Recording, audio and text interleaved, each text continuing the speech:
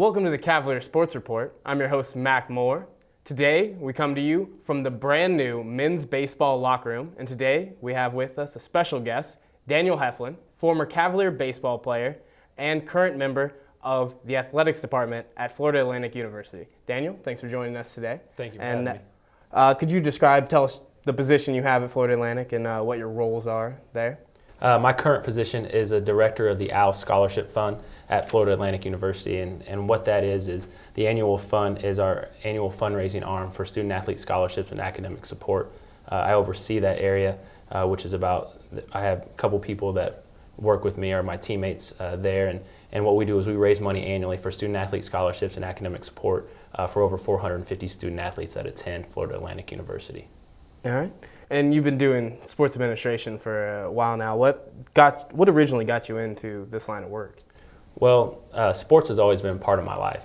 Growing up in Topeka, Kansas, whatever season it was a different sport for me. If it was fall, it was football; winter, basketball; spring, baseball. And so sports has always been one of my loves and what I enjoy to do.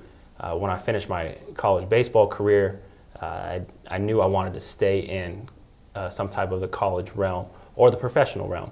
I am lucky enough and fortunate enough to have some family members that work in the college administration or had worked at universities before who introduced me to sports administration, which is why I am where I am today, because I feel giving back I wouldn't be where I'm at without a scholarship that I received first here at Johnson County Community College.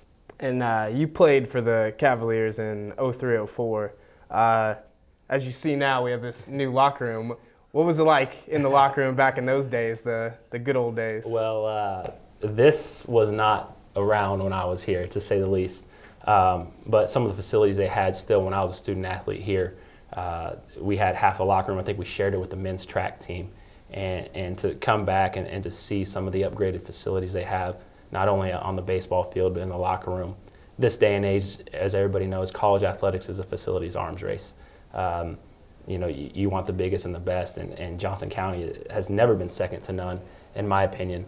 And so this is just keeping up with what's going on in the college landscape right now. And this locker room is really nice. I wish some of the guys I played with would have had this opportunity, but I think it's great for the kids these days to have this type of facility to come study, to come lounge, to learn with your teammates, and obviously to dress out for your baseball games in this nice locker room.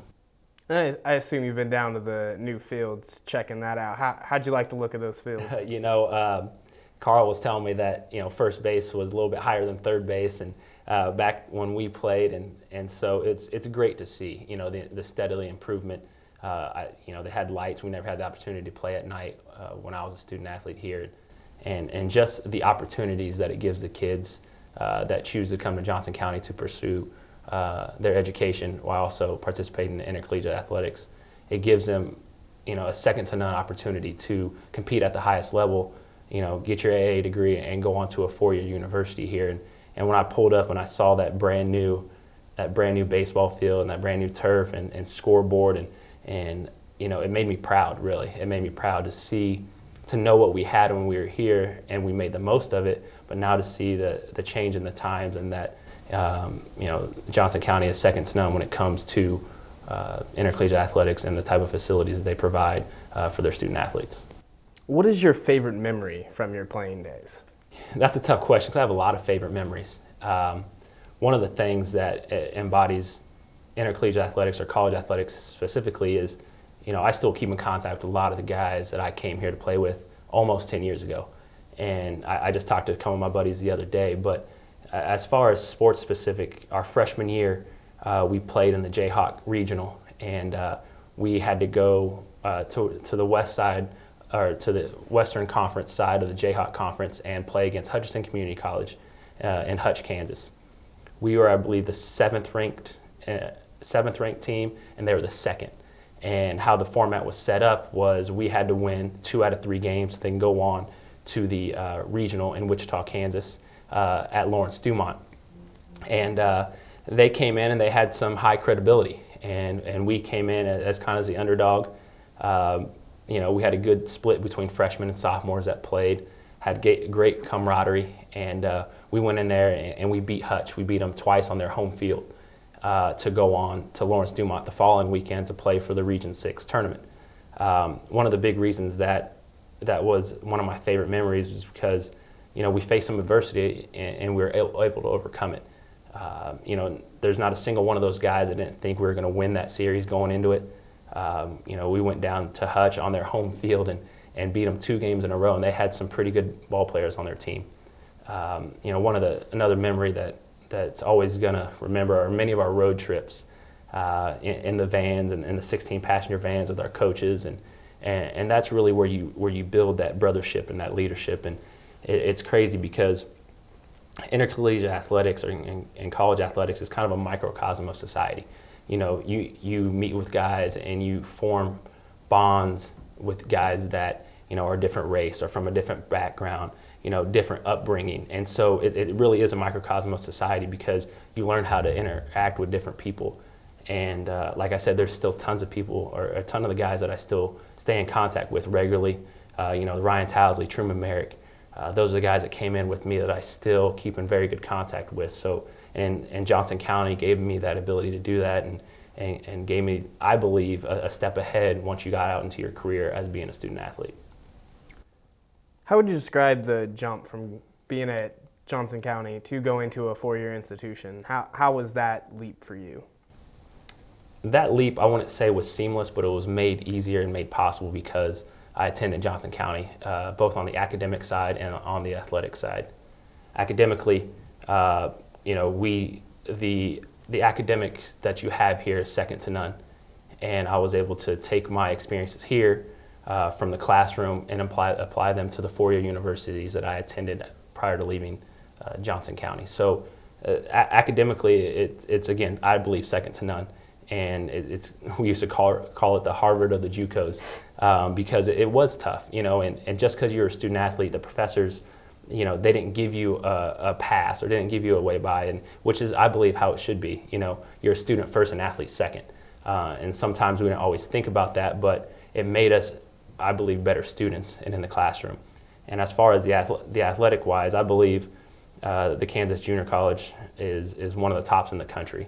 You have guys that are coming out of here getting drafted to go, play minor league ball and play in professional organizations. So lucky for me, when I left Johnson County, I left here with a good friend in Truman Merrick. We both went down to Armstrong Atlantic in Savannah, Georgia. And both him and I had great careers as juniors there. Unfortunately, things didn't work out for me there. I played 1 year and had a great season, a great year where I made first team all-region, all-tournament, and all Peach Belt, but moved on to a school called Georgia College. It was in Milledgeville, Georgia, still in the Peach Belt. From there, we were precinct ranked my senior year, number 2 in the country in Division II, and ended ranked, I believe, 11th or 12th. So this definitely prepared me to go on to the 4-year. The pitching and the competition was a little bit different. Guys at the junior college level are trying to light up the radar gun and throw it past you, where in the Division II, they're more pitching, so, they're mixing those change-up, those fastballs, and those off-speed pitches a lot more. But Johnson County definitely prepared me, not only mentally and going through the workout regimen that Stevie Yavorik used to put us through, prepared us for the next level, and mentally, the mental toughness they put us through definitely is still something that I use today. When you started out in sports administration, getting out of college, you interned at the University of Miami. Can you describe how going to a big university like that, stepping in the door as sports administration, helped you along your journey?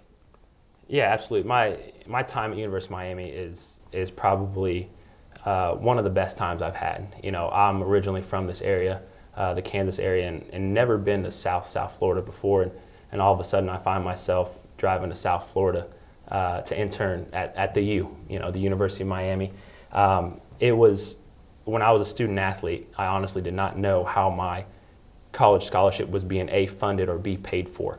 And so when I went down to the University of Miami and was able to intern there at a large university known as the U, it really humbled me because I was able to see firsthand how they worked and how they fundraised for their student athletes. I enjoyed living in Coral Gables. It was a little bit different than what it is back here in the Midwest.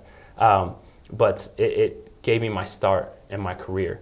From there, after my year at the University of Miami, and I saw how a big school does it, I was able and fortunate enough to be a graduate assistant at Wichita State in Wichita, Kansas here, and receive my master's degree in sports administration.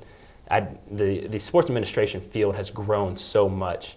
You can get a degree in it in some schools in undergrad and in your master's. I was fortunate enough to be able to get my master's in sports administration, and something I love, at Wichita State, and I was very, very thankful for them giving me my opportunity to do that.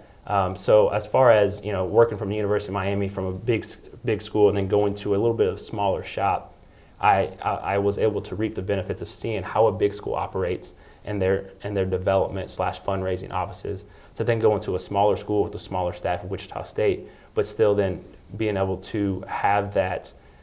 You work with, in my offices in sports administration, you can do ticketing, you can do marketing, you can do development. So, and how all those interrelate and how they work together. Being at Wichita State definitely helped me see the benefit of coming from the University of Miami, where you just focus on development, to where B, at Wichita State, how they all interwork together. So the University of Miami definitely gave me my start in this field, and I'm very thankful for that. And it really opened my eyes to that I am really doing what I enjoy, and I'm giving back because I'm an example of what I raise money for. Seems like your career is really taken off, and it did start here at Johnson County Community College, didn't it? Absolutely. I owe everything to Johnson County and for giving me the start, not only of my college career, but has then led to my professional career. They say the 4 years of college leave the next 40 years of your life a mark on it, and Johnson County has definitely done that. I've met some of my best friends here. I've got an education that has led me to my career where I'm at today, and so I just want to thank Johnson County for having me back today. This has been a blessing to be here and to see some of the facilities and some of the upgrades they've done. But also, this is where I started my career, and I would not be where I'm at today without the education and the things that I've learned here at Johnson County Community College. So I want to thank you guys for having me back here today, and obviously appreciate it and very humbled by this experience. Well, Daniel, thanks for joining us. That's all this week for the Cavalier Sports Report. I'm your host, Mackenzie Moore. Thanks for watching.